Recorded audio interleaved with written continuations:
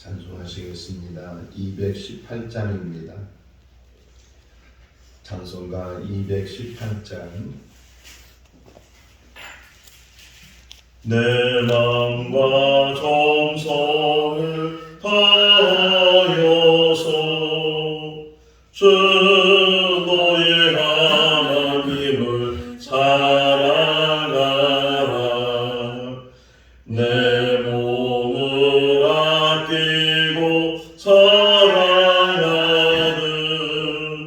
형제와 이웃을 사랑하라. 주께서 우리에게 명하시니 그 명령 따라서 살아가니 널 미워해 치는 원수라도 언제나 너 그렇게 사랑하라. 널 핍박하는 자 위에서도 신실한 마음으로 복을 빌라. 주께서 우리에게 명하시니 그 명령 따라서 살아가리. 나 항상 주님을 멀리하고 형제를 사랑하지 못하였다. 이러한 죄인을 사랑하사 주께서 몸 버려 죽으셨다. 속죄의 큰 사랑 하느니모 내 생명 다 바쳐 충성하리.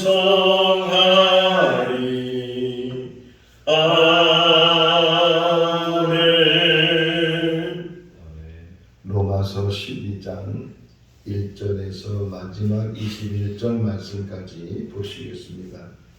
로마서 12장 1절에서 21절 말씀.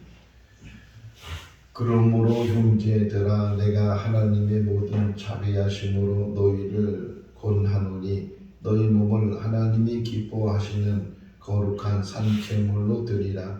이는 너희가 드릴 영적 예배니라. 너희는 이 세대를 본받지 말고 오직 마음을 새롭게 함으로 변화를 받아 하나님의 선하시고 기뻐하시고 온전하신 뜻이 무엇인지 분별하도록 하라. 내게 주신 은혜로 말미암아 너희 각 사람에게 말하노니 마땅히 생각할 그 이상의 생각을 두지 말고 오직 하나님께서 각 사람에게 나누어 주신 믿음의 분량대로 지혜롭게 생각하라. 우리가 한 몸에 많은 지체를 가졌으나 모든 지체가 같은 기능을 가진 것이 아니니 이와 같이 우리 많은 사람이 그리스도 안에서 한 몸이 되어 서로 지체가 되었느니라.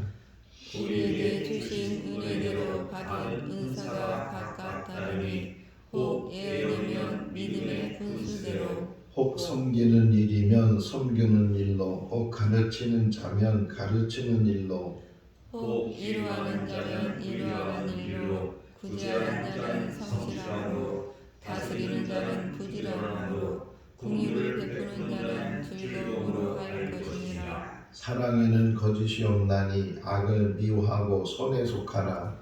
형제를 사랑하여 서로 위로하고 존경하기를 서로 먼저 하며 부지런하여 게으르지 말고 열심을 품고 주를 섬기라.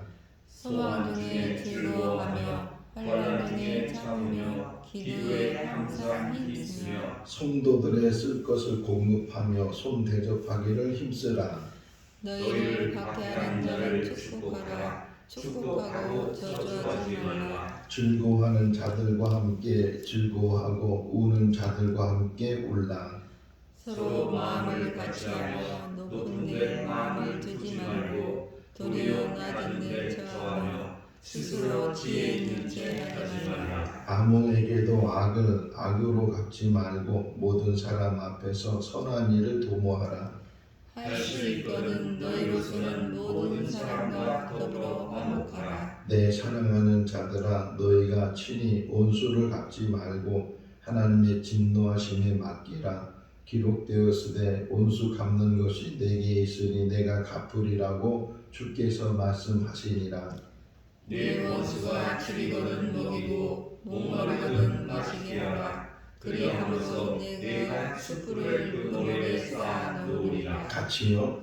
악에게 지지 말고 서로 악을 이기라. 아멘. 할렐루야. 아멘. 오늘 아침에 일찍 일어나서 이 말씀을 몇 번씩 읽고 또 묵상하면서 예수님께서 산에서 말씀하신 산상수훈이라고 하는 그 말씀 내용과 얼마나 이 같은 내용을 가지고 있는가. 역시 바울이 예수님의 제자이고 또 예수님의 말씀대로 전하고 또 예수님의 말씀대로 살았던 인물이다, 이런 생각을 다시 갖게 되고, 이 땅에 사람이 태어나서 한 번 사는 인생인데 그 한 번 사는 인생을 어떻게 하면 잘 살 수 있을까? 흔히 말하는 성공적인 삶을 어떻게 하면 살 수 있는 건가? 라고 생각을 하면서 언뜻 떠오르는 말씀이 요한복음 4장 23절, 24절에 있는 말씀이에요.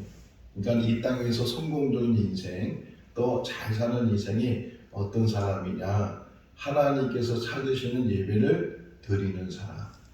성경의 인물뿐만 아니라 또 모든 사람들 가운데 하나님으로부터 인정받은 사람, 저 사람은 참 성공적인 삶을 살았어 라고 말할 수 있는 사람은 예배 중에 있다는 거예요. 오늘 1절 말씀에서도 영적 예배라는 말이 나오는데, 영적 예배를 잘 드리는 사람, 요한복음 4장 23절에 찾으신다 그러거든요. 하나님이 찾으시는데 예배한 자를 찾으시고 그 예배하는 자는 영과 진리로 예배하는 사람이다.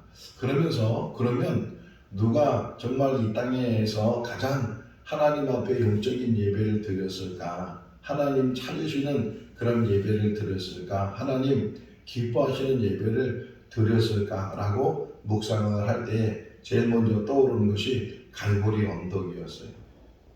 갈보리 언덕에 예수 그리스도의 십자가.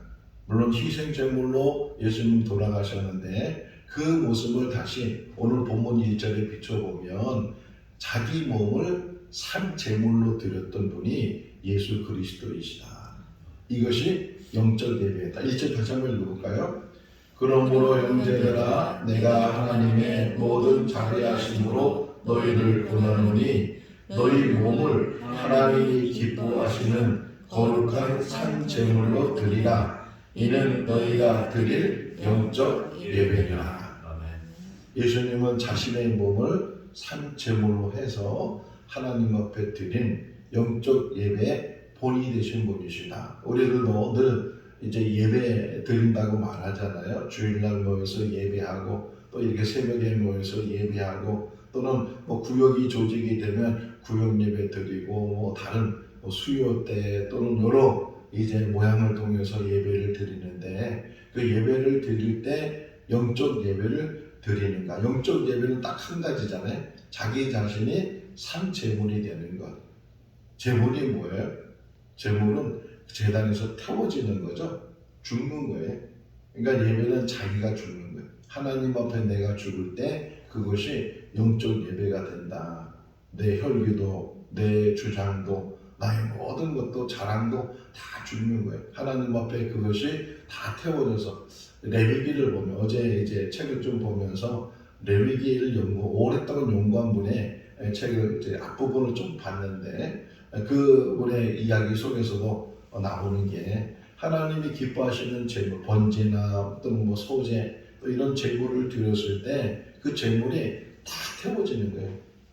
우리는 고기를 이제 불에 익히고 삶고 그랬을 때 먹기 좋게, 그래서 너무 타면 안 되잖아요. 그런데 하나님 앞에서는 그 모든 것들이 제가 될 정도로 다 태워질 때 그것이 하나님 앞에 아름다운 향기, 하나님 받으시는 향기로운 제물이 된다고 말씀하고 있는 것처럼 우리가 다 태워지는 거예요. 그러니까 우리의 모습은 없는 거죠. 다 태워져서 제가 돼서, 제단을 보면 거기 망 같은 게 이렇게 있어요, 밑에. 그래서 위에는 이제 제물을 넣고 고기를 넣고 태우기 시작하면 그것이 너무 닦아가지고서 이 죄만 남게 되면 그 죄가 그 밑으로, 망 밑으로 떨어지게 되면 그걸 모아서 다시 저 밖에다 내다 버리는 그런 제단을 우리가 볼 수가 있는데, 정말 내가 다 태워져서 나의 모습은 하나도 보이지 않고 오직 하나님 기뻐 받으시는, 하나님 즐겁게 받으시는 그런 제물이 되고 그런 영적 예배가 되는가. 항상 우리가 하나님 앞에는 날마다 죽는 자가 될 수 있기를 바랍니다. 날마다 제물이 되고, 주님 나는 없습니다. 나는 아무것도 없습니다. 오직 주님만 계시고 주의 영광만 계시고 주의 은혜만 계시고, 이런 마음과 이런 자세를 가지고 우리가 신앙생활 한다면 우리가 항상 하나님 앞에 바로 설 수 있고, 항상 이 땅에 사는 날 동안 하나님, 오늘 2절에 보게 되면 너희가 하나님의 선하시고 기뻐하시고 온전하신 뜻, 이것을 말하거든요. 너희는 세상을 본받지 말고 너희 마음을 새롭게 해서 변화를 받아서 오직 하나님의 선하시고 기뻐하시고 온전하신 그 뜻이 무엇인지를 분별하는 자가 되라, 이렇게 말씀하고 있는 것처럼 우리가 세상 풍류에 따라서 세상 사는 삶과 그렇게 따라 사는 그런 삶이 아니고, 세상이 아무리 막 좋은 것, 쾌락에 빠지고 즐거움에 빠지고 연락에 빠지고 그런 삶에 빠진다 할지라도 오직 우리는 말씀을 붙들고 하나님 바라보면서 하나님 앞에 늘 영적 예배자로 늘 세움받으면서, 그러면서 하나님의 뜻이 무엇인지를 분별하는 거예요. 다시 보면 선하시고 기뻐하시고 온전하신 이 세 가지, 선하신 것, 뭐가 선한 것인지, 뭐가 하나님을 기뻐하시게 하는 건지, 뭐가 하나님에게 온전한 것이, 그 뜻을 이제 분별하는 삶, 분별력을 가질 수 있기를 바랍니다. 솔로몬이 구한 것이 뭐예요? 바로 분별력, 이게 지혜라는 거죠. 하나님 선과 악을 깨달을 수 있는 마음을 주셔서 제가 이제 임금으로 이렇게 세움을 받게 되는데, 우리 백성들, 저 많은 백성들, 제가 혹이나 잘못 재판하면, 잘못 판단하면, 그렇게 하면 우리 백성들에게 큰 화가 임하게 되고 어려움을 당하게 되니까 저에게 지혜를 달라고, 그 지혜를 달라는 것이 선과 악을 분별하는 거예요. 구분하는 거예요. 구별하는 거예요. 그런 지혜도 우리에게 있을 수 있기를 바랍니다.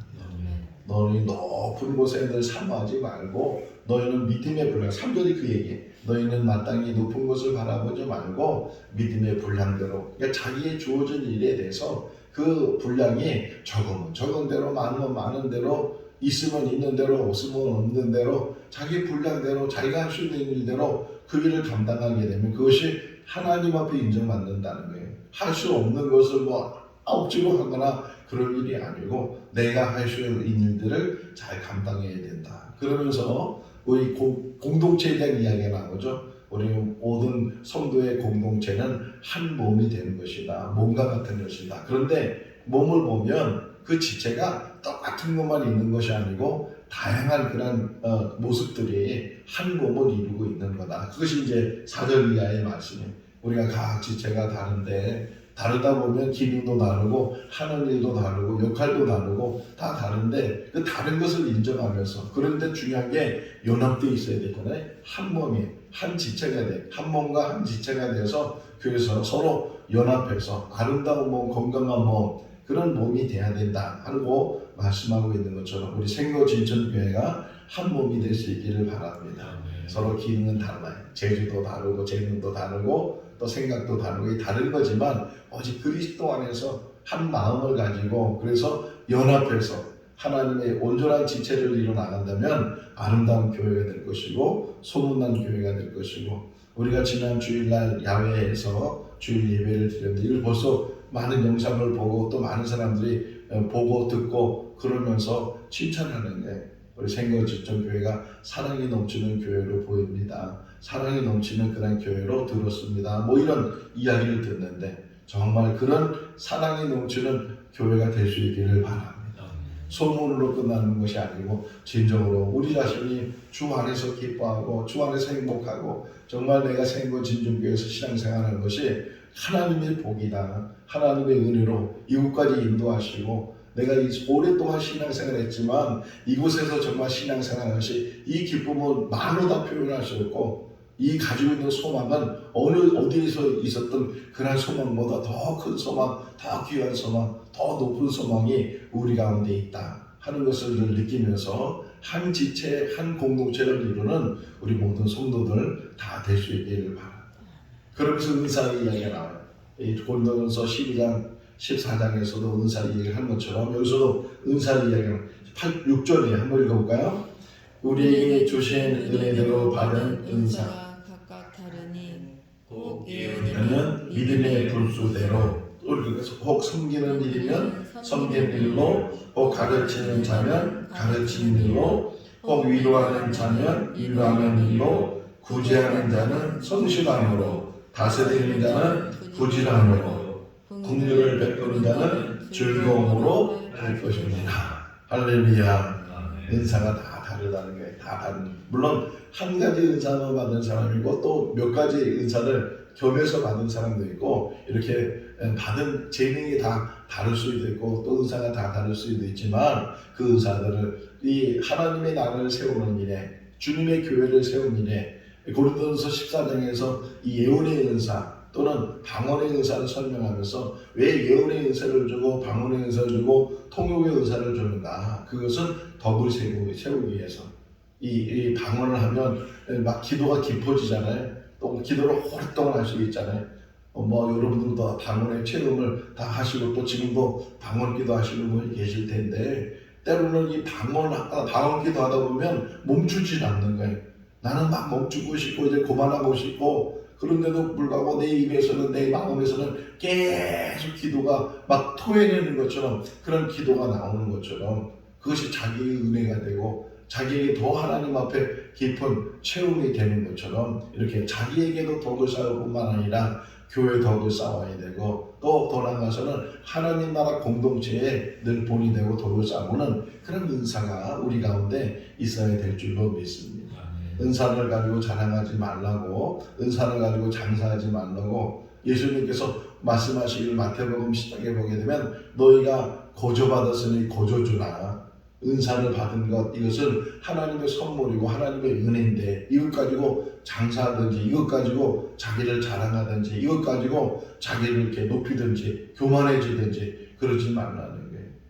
옛날에 그 박태선이라는 장로님 그분 들었잖아요. 그분이 우리 통합측교회 장로님이셨다는 거예요. 그런데 너무 이 은사가 너무 충만히 와가지고서 병을 고치는 은사가 있고 막 그러다 보니까 자신도 모르게 점점 교만해지게 되고 옛날 사진을 제가 한번 봤는데 그 한강 백사장 옛날 한강에 백사장이라는 데가 있잖아요.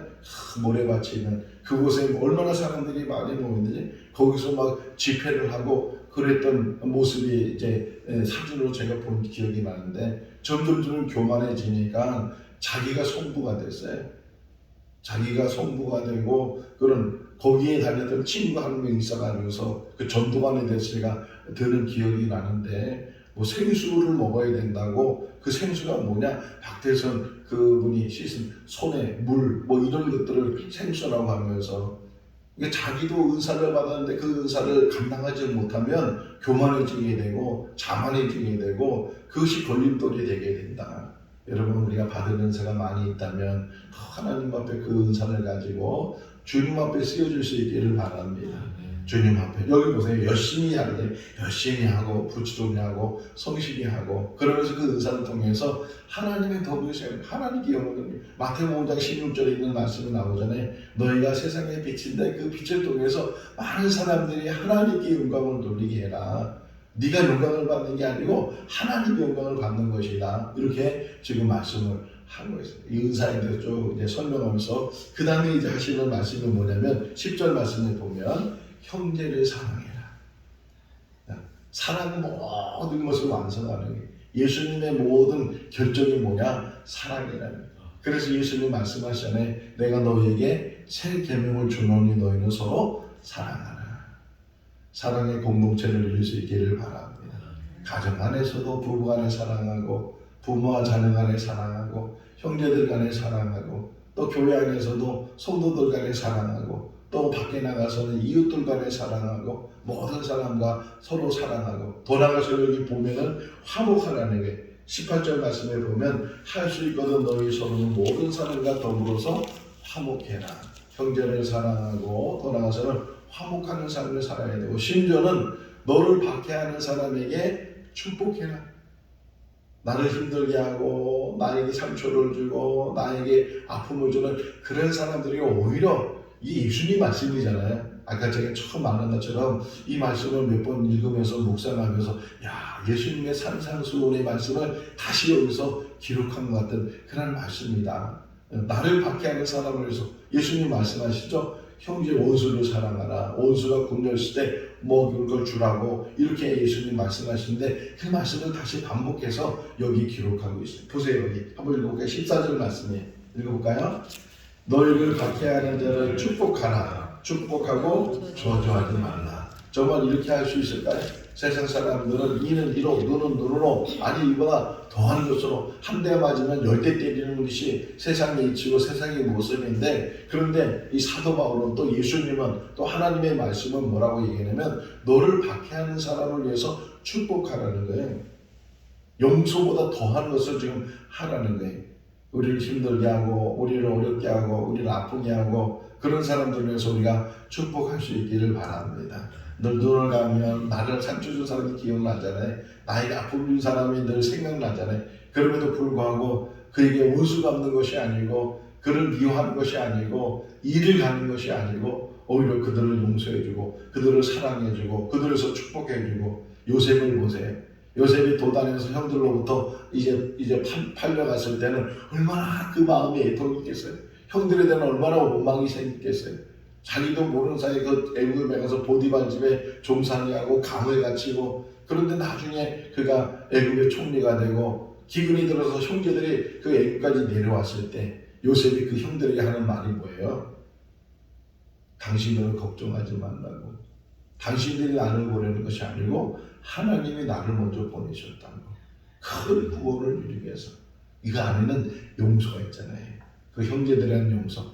이제 야곱이 죽고 50장에 보면 야곱이 죽고 그러니까 그 형제들이 또 걱정하는 거예요. 아버지 살아계실 때는 그래도 아버지 때문에 우리를 용서했는데 아버지가 이제 돌아가셨으니까 혹이나 내 동생이 그때 그 도단에서 했던 일을 다시금 기억하고 그 원수를 갚으면 그것을 갚아보는 어떻게 하는가 걱정했을 때 다시 얘기해줘요. 요셉이 걱정하지 말라고. 형들뿐만 아니라 형들의 자녀들 자손까지도 내가 다 돌볼 테니까 걱정하지 말라고. 그 용서, 그 사랑 그것이 우리 삶이 될 수 있기를 바랍니다. 또 한 번 얘기해요. 여기 20절 참 이게 하나님의 말씀이 얼마나 주옥 같은지 몰라. 20절 읽어볼까요? 내 원수가 줄이거든 먹이고 목마르든 마시게 하라. 그리함으로 내가 숯불을 그 머리에 쌓아 놓으리라.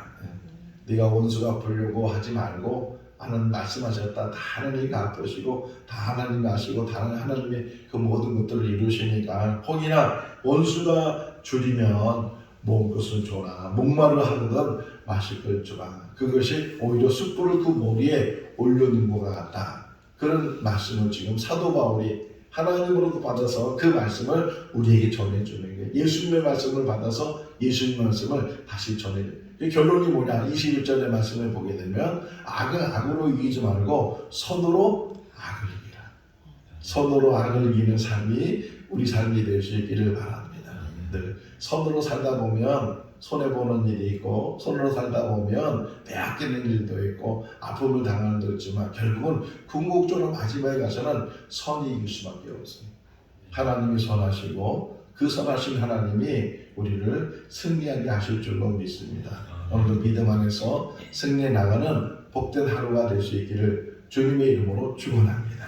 기도하겠습니다. 사랑과 은혜가 많으신 하나님 아버지, 우리를 창조하신 목적은 하나님을 찬양하고 하나님 앞에 예배자로 세우시기 위해서 창조하신 줄로 믿습니다. 오늘 영적 예배에 대한 말씀을 묵상합니다. 우리 자신이 산채물이 됐을 때 우리 자신 하나님 앞에 다 태워지고 우리의 모습은 온데간데 없고 오직 하나님의 영광만이 드러날 때 우리의 삶은 가장 훌륭하고 복된 삶이고 승리의 삶이 되는 줄로 믿습니다. 우리 생교 진주교회 모든 성도들은 날마다 영적 예배자로 세움받게 해주시고 하나님으로부터 인정받는 귀하고 복된 삶이 되게 하여 주시옵소서. 이 세대를 본받지 않도록 우리 마음에 새롭게 함으로 변화를 받아서 하나님께서 선하시고 기뻐하시고 온전하신 뜻이 무엇인지를 분별하는 우리들이 되게 하여 주시옵소서. 각 지체의 역할을 잘 감당하게 하시고 또 은사대로 섬길 수 있는 우리들 되게 하여 주시고 원수를 사랑하고 원수를 위해서 오히려 축복하고 기도하는 우리들 되게 하여 주시옵소서. 선으로 악을 이기는 우리 모두가 되게 하여 주시고 오늘 하루도 어디를 가든지 무엇을 하든지 누구를 만나든지 하나님의 사람으로 세움받게 하여 주시옵소서. 감사하고 우리를 구원하신 예수님의 이름으로 기도하옵나이다. 아멘. 마쳤습니다. 자유롭게 기도하시기 바랍니다.